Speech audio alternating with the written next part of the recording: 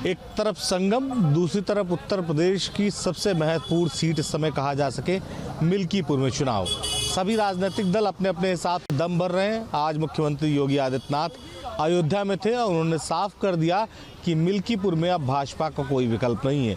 Milkipur seat पे भाजपा मजबूती के साथ दावा कर रही है। उसका एक दावा है कि मिल्कीपुर सीट हर हाल में जीतेगी भारतीय जनता पार्टी। घमंड बोल रहा है। हमारे प्रदेश के जो भाजपा के अग्रज हैं, इन लोगों का घमंड बोल रहा है और घमंड ज़्यादा दिन नहीं चलेगा। हिंदुस्तान में घमंड ज़्यादा दिन नहीं चलता, या किसी का भी घमंड नहीं चलता। चुनाव हो रहा है, जनता वोट देगी और जिसको चाहेगी वो जीतेगा। और जीतेगा क्या?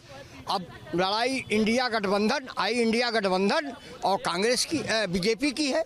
अब इस लड़ाई में जहाँ तक हमारा अंदाज है, इंडिया गठबंधन चुनाव जीतेगा और बखूबी चुनाव जीतेगा।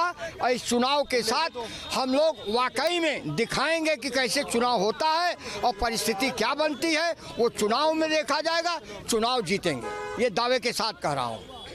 एक सीट पे चुनाव हो रहा है उत्तर प्रदेश में, दिल्ली में इतनी सीटों पर चुनाव हो रहा है, सब अलग अलग हो गई। एक पे खाली यूपी में एक साथ रहेंगे गठबंधन, इंडिया गठबंधन।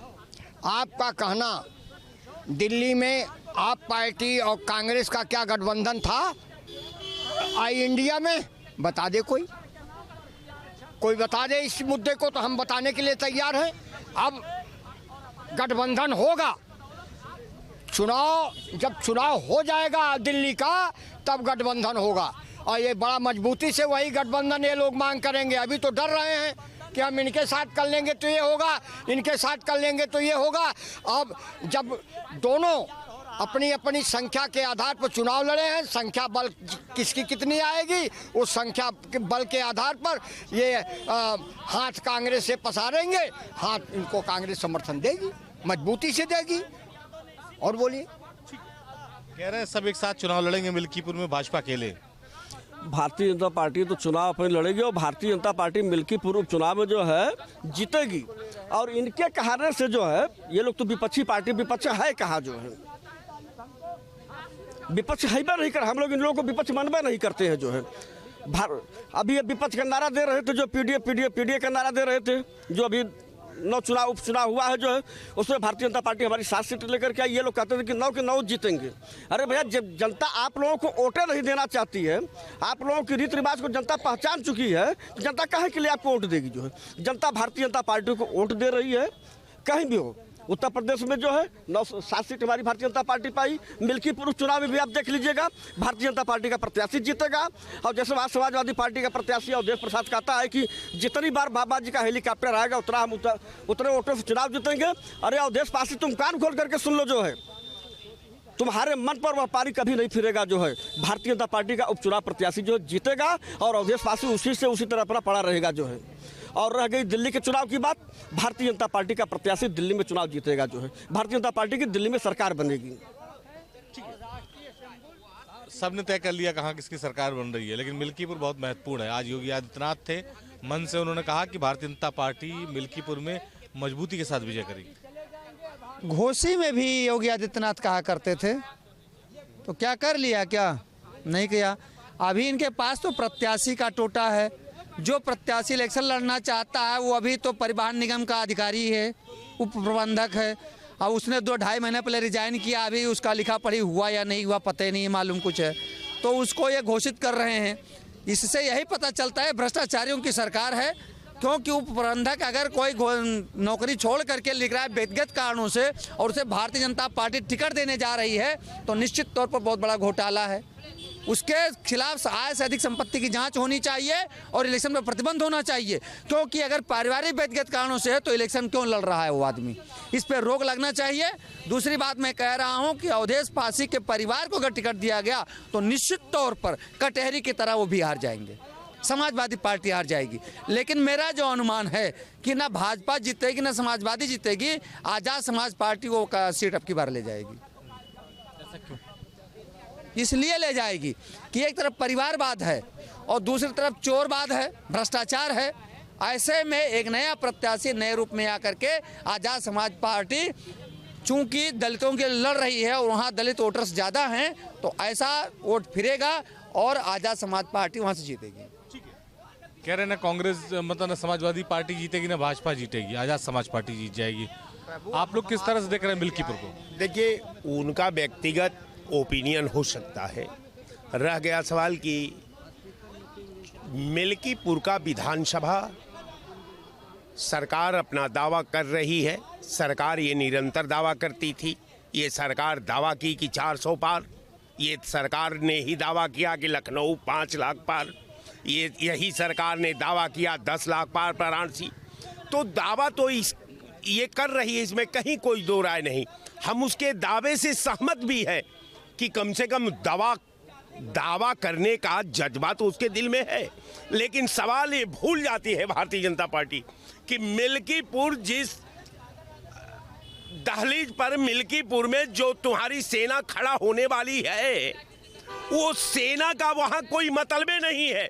एक सेना, अनट्रेंड सेना को कंधार की पठार में आप भेज दीजिए और कंधार की पठार का जंग जीतने का महारत का लाइसेंस लेना आप पसंद करिए, तो ये कभी किसी सूरत में नहीं हो सकता। मिल्कीपुर में जहां तक मैं समझता हूं कि मिल्कीपुर की जनता पूछ रही है कि मिल्कीपुर को आपने 7 साल में दिया क्या है? कितने कल कारखाने दिए हैं, कितने विकास का कार्य दिए हैं, कितने सूता मिल दिए हैं, कितने गन्ना मिल दिए हैं? तो दिए तो कुछ नहीं।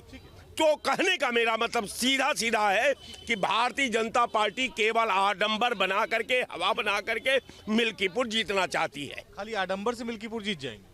नहीं, निश्चित रूप से वहाँ पर काम किया जा रहा है। माननीय योगी जी जा रहे हैं, हमारे भारतीय जनता पार्टी के कार्यकर्ता वहाँ लगे हैं और टोटल जिस तरीके से मिल्कीपुर में विकास किया जा रहा है और जो वहाँ का समाज जो उस समय बेमतलब का र्यूमर फैलाया गया कि संविधान बदल दिया जाएगा, और कहाँ संविधान बदल गया। हमारी सरकार है, केंद्र से लेकर प्रदेश तक उसका जो झूठा मेरंटो फैलाया गया था उसको दूर किया जा रहा है। आज वहाँ मिल्कीपुर की जनता सभी कह रही है कि कोई अब की बार भाजपा की सरकार, और वहाँ से निश्चित 100% भारतीय जनता पार्टी का प्रत्याशी जीतेगा।